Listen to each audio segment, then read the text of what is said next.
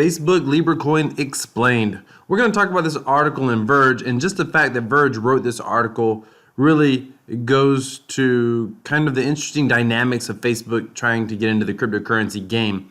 Now, at the end of this article, I'm going to talk about some of the pros and cons and my take on this article overall. But it's definitely fascinating. If you're here, if you found this channel by searching on YouTube, then obviously you're searching for more information about the Libra coin or the Libra cryptocurrency. I think it's extremely fascinating. I think it's going to really change the dynamics. I don't know if it's going to be totally for the positive or the negative, but it's going to be interesting to watch.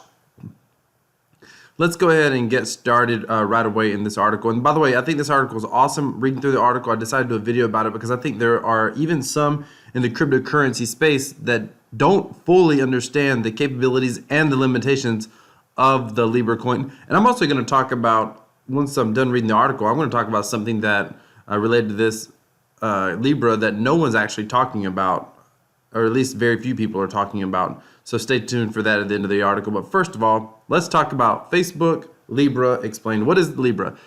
In an excellent book by Don DeLeo, The American Master, published in 1988, it is a fictional account of the life of Lee Harvey Oswald, President John F. Kennedy's eventual assassin. It's better than White Noise, but not as good as Underworld. By the way, I found that fascinating that someone actually took the time to write a book, a fictional book about about someone who assassinated a president. It just seems like you could use your time for something better, I guess. Fine, it's Facebook's new crypto coin. Fine, it's Facebook's new cryptocurrency. The point is that you can send money all over the world with lower fees than if you were to engage, say, Western Union. It's shady as hell, though. You remember Tyler and Cameron Winklevoss, the twins from whom Mark Zuckerberg ripped the initial idea for Facebook? Yeah, so they have a cryptocurrency exchange called Gemini. As any astrology buff will tell you, both Libra and Gemini are air signs, and Geminis are stereotypically scarier than Libras. Gemini is a sign of twins and is associated with two-facedness, plus its mutable air sign, which makes it somewhat unstable. Libra as a cardinal sign is somewhat more stable. Libra sees both sides. Gemini tries to be both sides. This whole thing right here freaked me out. I'm like, are you telling me Mark Zuckerberg spent that much time, effort, and energy trying to one-up the Winklevoss twins? That's just amazing. On the other hand, astrology is made up. On some theoretical third hand, so is money. What I'm trying to say here is that Zuckerberg seems to love crushing the dreams of these handsome men. Okay. So who can say how this will turn out? Anyway, the name seems kind of bitchy. Is Libra a cryptocurrency?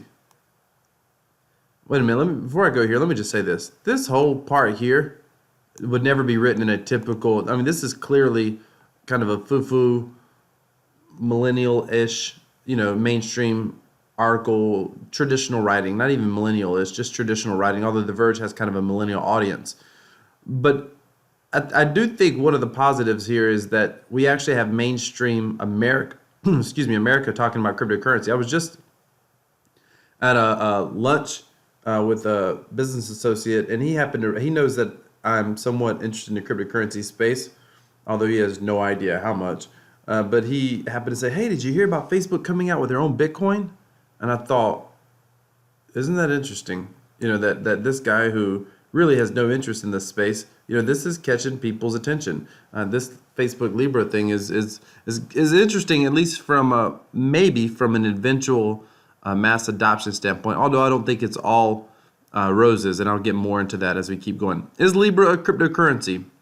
This is kind of a contentious question. Relative to the US dollar, the euro, or the yen, it's decidedly a cryptocurrency because there's no central bank. There's also a public ledger, although only some people are allowed to mine the coin. So I chatted with some experts to find out whether Libra is a cryptocurrency. It's fair enough to say that this uses cryptocurrency technology, says Matthew Green, an associate professor of computer science at Johns Hopkins University. Facebook contacted Green a few weeks ago and asked him if he'd looked at his white paper as an outside reviewer. This was unpaid work. Green would have had to sign a non-disclosure agreement to perform. He declined. It's more restrictive in the way the blockchain works, but even that's not totally unprecedented. Compared to the OG cryptocurrency Bitcoin, well, it looks less like a cryptocurrency. For instance, Bitcoin is a permissionless system. You to participate through proof of work by competing to solve a puzzle that lets you add a block to its chain. What that means essentially is that anyone can participate. This is one of the most significant ideas behind Satoshi Nakamoto's 2008 paper, Bitcoin requires consensus, not trust. Libra, by contrast, is permissioned, meaning only a few trusted entities can keep track of the ledger. That makes it more like a digital currency rather than a cryptocurrency. Says Lana Swatson, associate professor of media studies at the University of Virginia, who studied the Bitcoin community extensively. I actually agree with the folks who've been saying that this actually isn't really a cryptocurrency at all. That's interesting. What say you? Let me know in the comments. On the other hand, Libra is assigned to pseudonyms wallets, and transfers are done through public key operations, says Nicholas Weaver, a researcher at the Internal Computer Science Institute and a lecturer in the Computer Science Department at the University of California, Berkeley. So yes, he told me, it is a cryptocurrency. Weaver also notes that the permissioned model means less computing power is needed. Bitcoin wastes a lot of energy preventing so-called Sybil attacks, in which an attacker fills the network with computers the attacker controls and wreaks havoc. The only conclusion I have come to is that there is no stable definition for cryptocurrency, so I'm only going to call Libra a cryptocurrency for the sake of ease and keep it moving. If you'd like to put an asterisk on that, I can't blame you. Personally, I would like to put an asterisk, an exclamation point, and an FU sign, because there's no way that Libra is a cryptocurrency if it's permissioned, in my opinion. Why is decentralized currency exciting to some people? Well, theoretically, removing the central bank from the equation democratizes currency. In practice, that's not exactly how it works. Bloomberg's Matt Levine has explained this very succinctly, so I'm just going to paraphrase him. It's true that the internet is, in some ways, decentralized since it's not controlled by the government or a specific corporation. But the result is that the certain mass technology companies run most of the infrastructure. Internet search is Google, email is Gmail, cloud computing that powers most websites is Amazon. The democratizing effect of the internet, openness, and decentralization is counteracted by its vast economies of scale and network effects, which tend to concentrate power in a few big winners, Levin writes. And Facebook wants to be a cryptocurrency big winner. I will say this much. I see the point they're getting at here, but the market can ultimately choose whether to use Gmail or Google or Amazon web services. The market can choose that. And so for now, the market chooses Google, Gmail, and Amazon. But does anybody remember Yahoo? When you start talking about a centralized currency, it starts getting a little bit more difficult to move away from it. Facebook wants to be a cryptocurrency big winner. Let me just say this, for anyone who don't remember the heyday of Yahoo, there's a movie you can watch called Frequency, and I cannot remember the main character of that movie, and one of you are going to put it in the comments. But, oh my goodness, his name left me, I almost had it. But anyway, in that movie, basically, I think he talks back and forth to his former self using a radio or whatever that he's messing with, and he basically tells himself, this movie was done at a time when Yahoo was huge, the number one in search and everything. It's one of, if not the most popular visited website at the time was Yahoo. And he basically tells himself, remember the name Yahoo. In other words, go buy Yahoo stock, is what he was telling himself back then. And in that point in time, no one could imagine Google trumping Yahoo. But through technology and the market ultimately decided that Google services were better.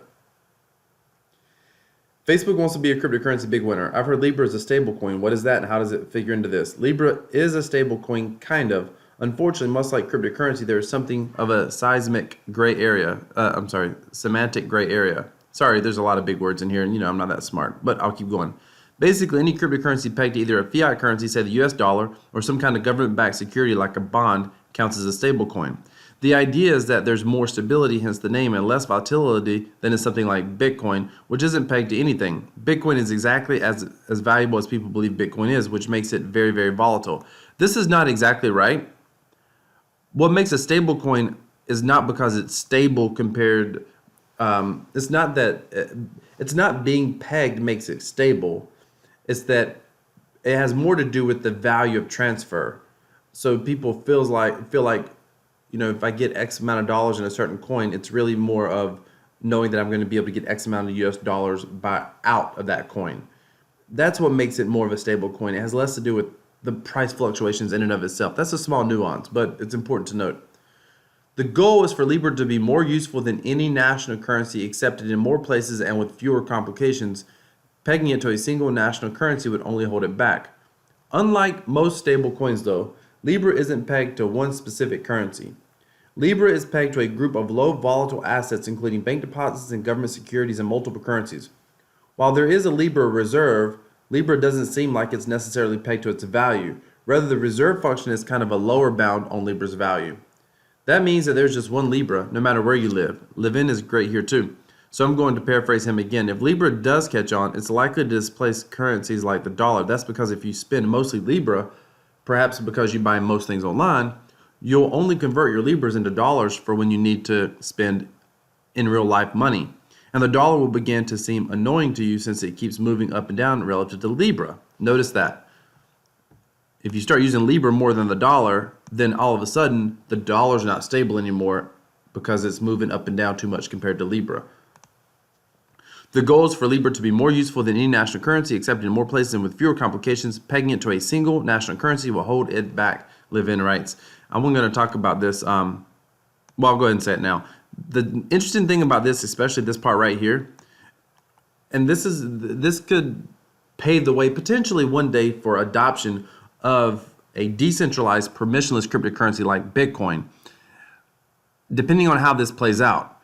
Our national government's going to allow Libra, like what kind of constraints, what kind of regulations are they going to put in the face of Libra? I can't imagine, unless the US government themselves ultimately backs Libra, which they could do, you wouldn't know it, and they somehow benefit from it. I don't know how the US government per se, or the Chinese government or any other government is going to allow this to exist. And they can easily stop it just by putting regulations on Facebook. Facebook is not going to mess or come against any government. That's not their agenda. That's not what they want to do. So it's going to be fascinating to see if Libra even gets off the ground, how much mass adoption occurs, and what are the government responses to it. What else do I need to know about the reserve?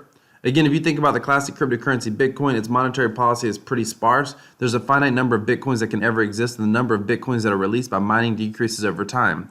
This is Bitcoin's entire monetary policy. That's it. By contrast, the governing members of Libra will be setting some kind of policy by picking the baskets of investments used for the reserve. They have said the association does not set monetary policy. It mints and burns coins only in response to demand from authorized resellers. Sounds shady to me. But Tyler Cohen helpfully points out that there's some debate about what monetary policy is. The reserve will come initially from Facebook and its partners, but later, if you buy Libras, this also seems semantically unclear to me. For cash, your cash will be part of the reserve. That reserve is then invested in low-risk assets that will yield interest over time. There's a bit of a hitch here, though. Under normal circumstances, like with a bank deposit, you'd get to keep the interest, but with Libra, that's not the case. Don't take my word for it. This is from Libra itself. The revenue from this interest will go to support the operating expenses of the association to fund investments in the growth and development of the ecosystem, grants to nonprofit and multilateral organizations, engineering, research, etc. Once that is covered, part of the remaining returns will go to pay dividends to early investors in the Libra investment token for their initial contributions. So any interest from Libra will go primarily to Libra and then to early Libra investors like Facebook. Isn't that fun? It's also how Venmo and PayPal make money. Any cash that's held in those systems is cash they get to keep the interest on, per their user agreements. Don't cryptocurrencies typically run on a blockchain? Does Libra? Let's start by defining blockchain. Just kidding, you can't. If you look through the white papers, you'll notice this, like capitalization thing, Libra blockchain in those papers always takes a capital.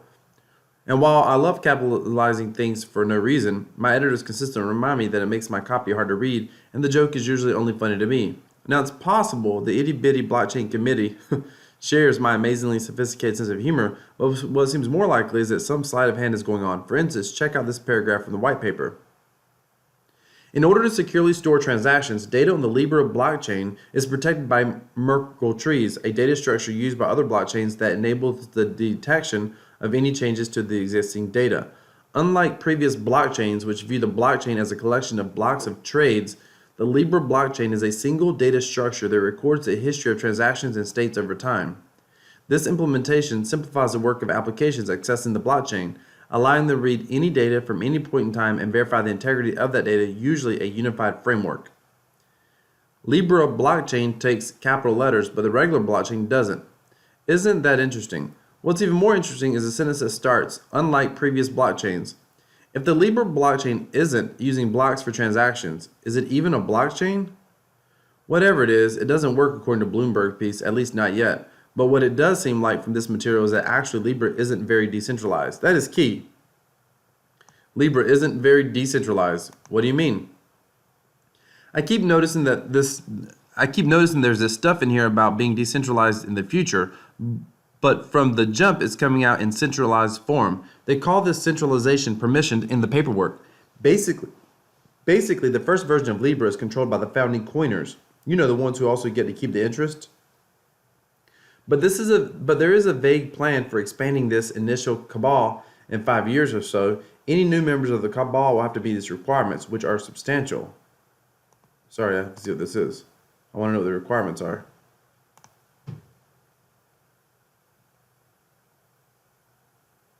More than 1 billion USD in market value. So there you go. Centralizing to the top 1% of 1%. Ugh.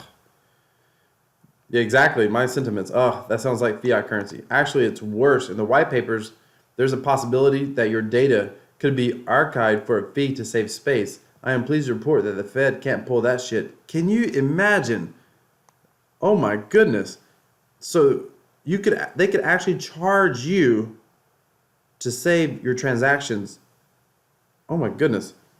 But it's worse for another reason too. The thing about cryptocurrency is that it does everything regular currency does, but way slower. That's because the blockchain doing all that computation slows your transactions. Libra's setup makes a transaction a little faster, but not nearly as fast as traditional payment processors. It looks like Libra can do about 1,000 transactions per second, says Green. A traditional payment processor like Visa can do 3,000 transactions per second.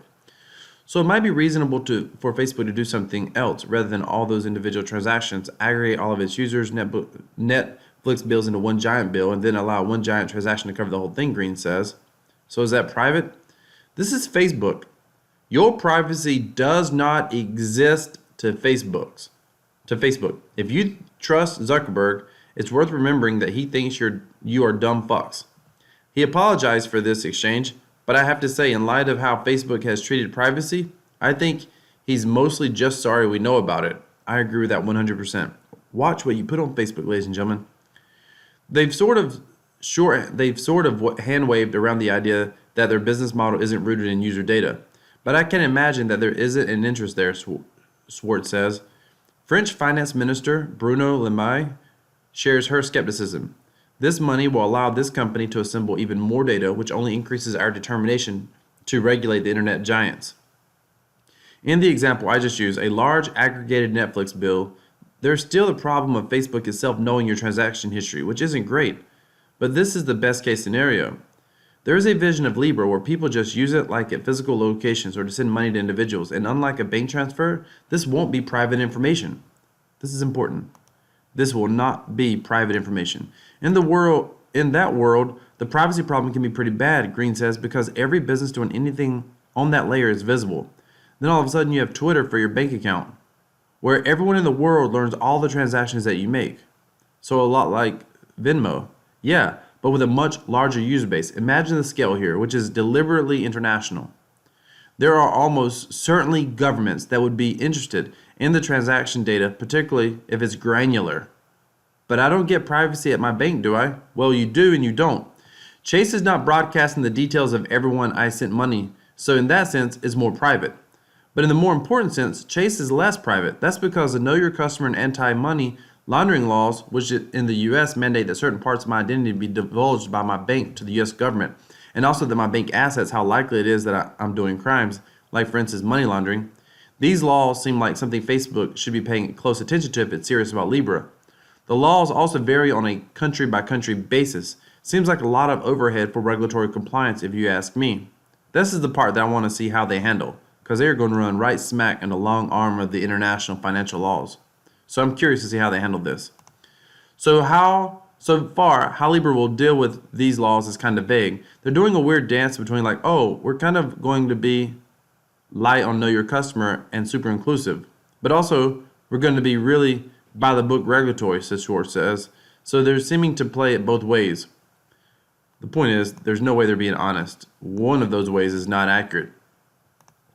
But that's not all. There's also the IRS. So if Libra is a cryptocurrency, and again, it does kind of seem to be one, it's classed by the IRS as a commodity, like pork bellies or gold. That has tax implications, Weaver tells me. Remember how cryptocurrencies are usually kind of volatile, and Libra is designed deliberately to be less so?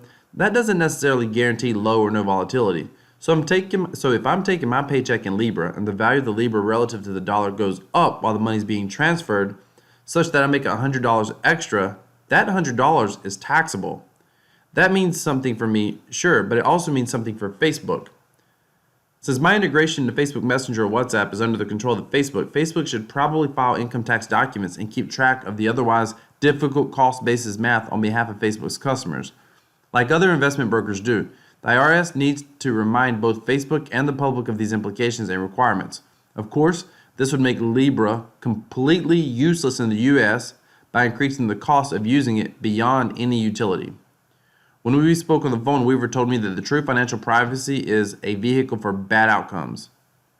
What you want is a company that doesn't allow privacy but is good at protecting your data. And since Facebook is notorious for misusing data, the notion of giving Facebook insight into a whole bunch of financial transactions is just flat out disturbing. I want to comment on something here. When we spoke on the phone, Weaver told me that the financial privacy is a vehicle for bad outcomes. What you want is a company that doesn't allow privacy but is good at protecting your data.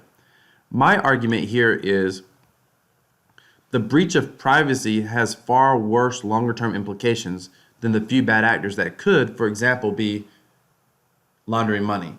I mean, money laundering is bad, but if someone launders money, that doesn't have a direct, verifiable effect on me. Now, obviously, it has a direct effect on governments and taxation. That's why they're so keen on it. But what does have a greater effect on me is when China happens to hack or there's some sort of cyber attack on some company that has my data. I've got people in my own family that have had federal jobs in the past, and one didn't even have a federal job. He actually applied for a federal job, went through the background check, went through all the rounds of interviews, but ultimately didn't get the job. 3 years later, he got a letter from the government saying, hey, there's been a large data breach by China, basically, and we think your data may have been at risk. That is horrible. And when you consider all of it being your financial data, is there really any one company that can guarantee protecting your data? That's the disturbing part to me. And when you answer that question, then it's like, I'll take my chances with my data. Let me secure my own data on a permissionless, decentralized blockchain. Let me take control of my own security. Let's keep going. It's not just Facebook. It's also everyone who has a node to help process these transactions, right? See, that's scary. Yeah, and that brings us to another potential legal hurdle. Keeping banking and commerce separate. Facebook has 27 partners, including Visa, MasterCard, eBay, PayPal, Stripe, Spotify, Uber, Lyft, and Coinbase. Depending on what data is visible to them, there may be some legal kinks to work out. Since the Civil War, the United States has had a general prohibition on the intersection between banking and commerce. Such a barrier has been reinforced many times, such as in 1956 with the Bank Holding Company Act, and in 1970 with an amendment to that law during the conglomerate craze. Both times Congress blocked banks from going into non-banking businesses through holding companies because Americans historically didn't want banks competing with their own customers. Hint, hint, Goldman Sachs, The Big Short. Banking and payments is a special business where a bank gets access to intimate business secrets of its customers. As one travel agent told Congress in 1970 when opposing the right of banks to enter his business, Anytime I deposit checks for my customers, he said, I am providing the banks with the names of my best clients. Imagine Facebook subsidiary Calibra knowing your account balance and your spending and offering to sell a retailer an algorithm that will maximize the price for what you can afford to pay for a product. Imagine this cartel having this kind of financial visibility into not only many customers, but into businesses across the economy. Such conflicts of interest are why payments and banking are separated from the rest of the economy in the United States. My guess is most people involved in cryptocurrency have never even considered these ramifications. And if not careful, this could end up badly. Yikes is right. And that's before we get into the possibility of scammers. Look at the entire draw of cryptocurrency for the nerds who started the Bitcoin community was the lack of interference, Green says. But most of us aren't sophisticated enough to function without some kind of safety net. And the reality is that Bitcoin created a lot of opportunity for scams and extortions. Remember when all those Elon Musk showed up on Twitter hawking crypto scams? Also, Weaver points out, cryptocurrency is the preferred vehicle for ransomware. Those were problems among early adopters who tend to be savvier than us normies. There's a world in which 1 billion people adopting Libra leads to those problems on an unimaginably huge scale. Weaver views scams as being of some concern, but extortion worries him more. For instance, he points out a major limiting factor in online drug market is that paying with Bitcoin is a pain in the arse, but an easily accessible cryptocurrency, one that has privacy protections that keep everyone from seeing who you send money to, makes it way easier to pay for illegal drugs online. I like to say that cryptocurrency has committed a crime against me, Weaver says. It has made me believe that the need for rigorous enforcement of money laundering laws. I absolutely hate this because this whole 2 paragraphs is a bit of a scare tactic, and I'll tell you why. Although it is correct, some scammers and ransomware will use Bitcoin, that is correct. But at the same time, the US dollar is used far more often in financial crimes than any other currency. So that logic falls short. Bitcoin just offers a unique aspect that makes it easier to transact. Now, with that being said, all the concerns of Libra, none of that would exist with Libra. So let's go back through this. Oh, sorry, we were all the way up here. Bitcoin. Okay, those are problems of mine. For instance, he points out a major limiting factor in online drug markets is that paying with Bitcoin is a pain in the ass. Okay, but an easily accessible cryptocurrency, one that has privacy protections that keep everyone from seeing who you send money to, makes it way easier to pay for illegal drugs online. Sorry, let me back up.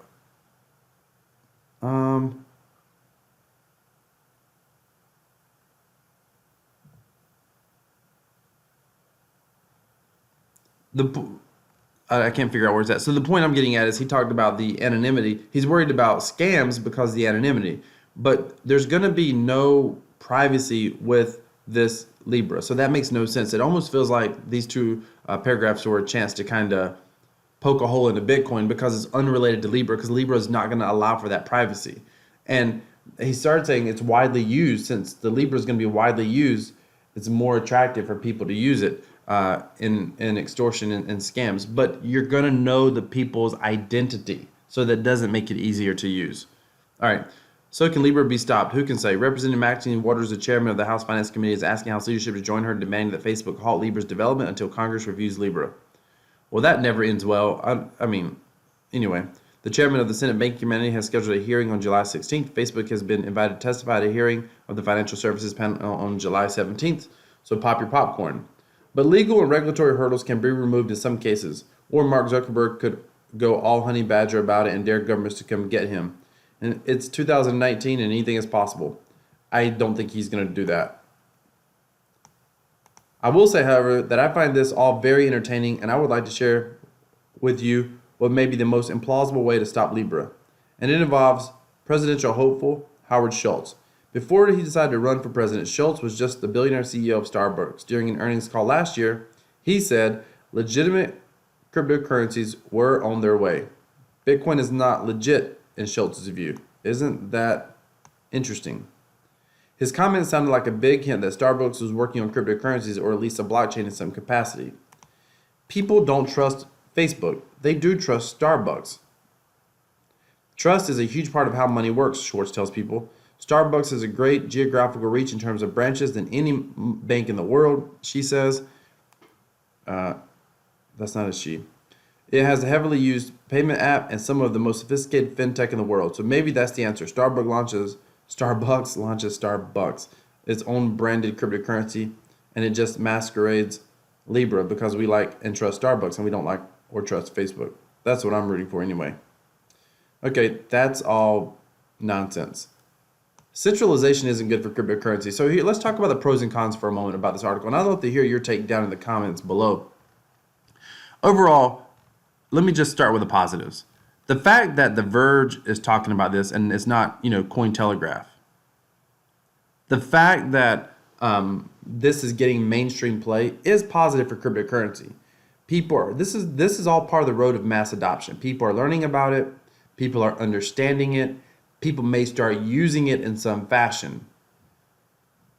However, one more positive is to see how Facebook tends with the regulatory issues, because that's going to set a precedence in the short term of how companies who are using Bitcoin and working with blockchain technologies may end up having to deal with regulations as well. Regulations are coming down the pipeline. We are not going to stop them. I do not think regulations overall are positive. Sure, there'll be some regulations in place to help to protect the consumer, but overall, regulations tend to limit participation. For example, you can be a part of Libra if you have a net worth $1 billion or some nonsense like that. And part of that is to avoid regulations, because the U.S. government doesn't like people who have a net worth of less than $250,000, I believe it is, getting into private investments. So they could consider Libra a private investment. And so that's supposed to be that's a law in the form of, in my opinion, that is a law that's written, that is designed to be able to help with protecting the little guy, if you will. But I think it prevents the little guy from participating in some of the most lucrative possible investments. Sure, they're high risk, but if you have less than $250,000, you have less to lose. And maybe that's a big deal, but maybe at the same time you have less to lose, but it's those dollars, so to speak, are more important to you if you have less of them. I get it. But at the same time, you're keeping all innovation, all, major financial power plays in the hands of the most wealthy. And it makes it very difficult for a little guy or gal to rise up out of the financial space and to be able to accomplish something great. It doesn't make it impossible, it just makes it more difficult. So I'm not a big fan of regulations, but they're coming our way. We're not going to stop them. It's going to be interesting to see how Facebook and the Libra deals with that. It's also going to be interesting what other cryptocurrency projects come out of this, and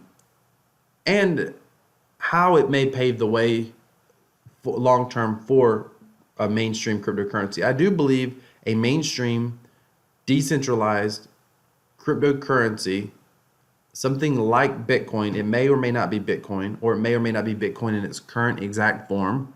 Technology has to change. We've got scalability that is an issue that has to get completely fixed.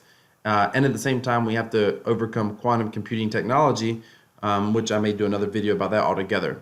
And so all of that is very, very interesting, and it's going to be fun to watch. I'm going to be paying attention to it, and I encourage you to do the same. Keep an eye on this channel, subscribe to this channel, because although I talk a lot about cryptocurrency and I fully believe in mass adoption of cryptocurrency, I believe that one day Bitcoin will have a buying power of 1 million USD in today's value. That is my belief. That's not financial advice. This channel is sheer entertainment. I'm an amateur in the space. I just love talking about it and love putting content out there. So subscribe to my channel if you want to stay tuned to what's coming up. I'd love to hear your comments down below. Also, just a heads up, I got a video coming out where I'm going to be talking about Blaze Machine, and some new changes coming to Blaze Machine, Blaze Economy, and the website, the DApp. So you don't want to miss that as well. So be sure to subscribe, stay tuned for that, and I'll either be doing a live video talking about it, or I'll just put up another video. So stay tuned for that. Thank you so much for watching. Hit that subscribe button, give me a like, leave a comment down below.